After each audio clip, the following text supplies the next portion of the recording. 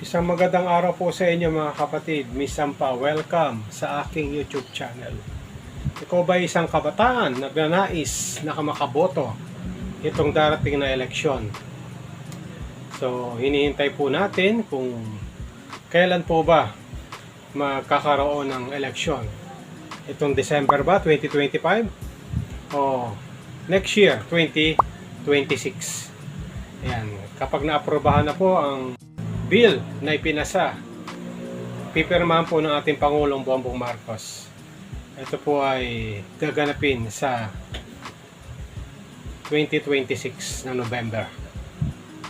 Ano ba ang mga kailangan natin dalhin kapag tayo po ay magpaparehistro o voter registration? Yan po ang talakayan natin.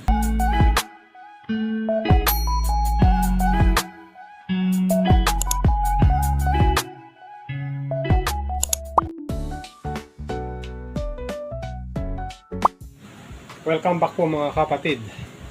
So, ang COMELEC po ay nagbigay ng schedule sa pagpaparehistro sa mga kabataan po natin o sa mga kababayan po natin na hindi pa nakapagparehistro, no? So, may nagtanong po kung ano po ba yung mga dapat naming dalhin para kami ay makapagrehistro this election or 2025 or 2026, no? So ito po yung mga requirements. Na unang-una, kailangan ikaw ay Filipino citizen, no? Para ikaw ay makaboto dito sa ating bansa, no? Number one is Filipino citizens. Pangalawa, at least nakatira ka 1 taon dito sa Pilipinas para ikaw ay makapagparehistro. 1 taon ka nakatira dito sa ating bansang Pilipinas. At ang pangatlo, ikaw ay nagdadala ng ID, mga IDs na dapat dalhin. Unang-una, government ID, national ID. Yan, kailangan po yan. SSS ID, government senior citizen ID. So, ano pa ba? Driver's license ID. Yan po yung mga kailangan. Passport ID, postal ID. Yan, isa sa po sa mga dapat natin gawin. Hindi po na valid yung mga sedula na para tayo ay makapagparehistro. Kasi po, hindi na po pwede yan. At saka yung barangay certificate.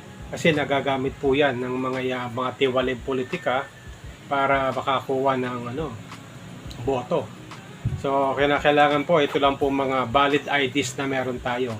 Inuulit ko po, national ID, senior citizens ID, driver's license ID, passport, postal ID, or SSID, at maging student ID po. Kinakailangan po kayo po ay kung saan po kayo nakatira at kung saan po kayo nakarehistro, yun po ang dapat na dalhin yung ID.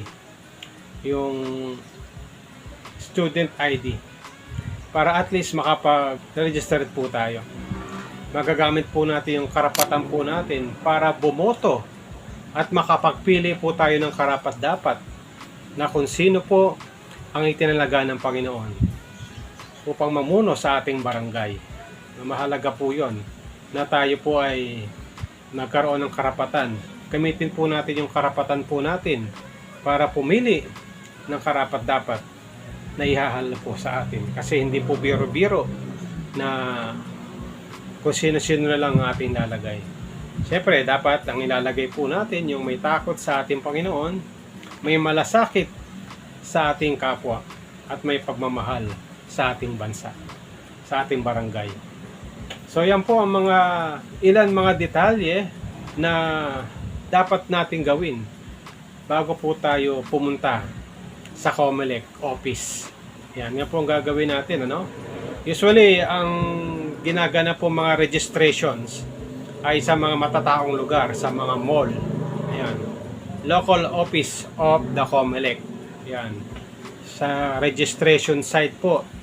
So, pwede nyo pong tignan sa mga online po natin yung mga registration na available na pwede po tayo mag-register. So, yan po. Maraming salamat. Ang dalangin ko po ay maging mapayapa at mapagpala ang ating barangay. po.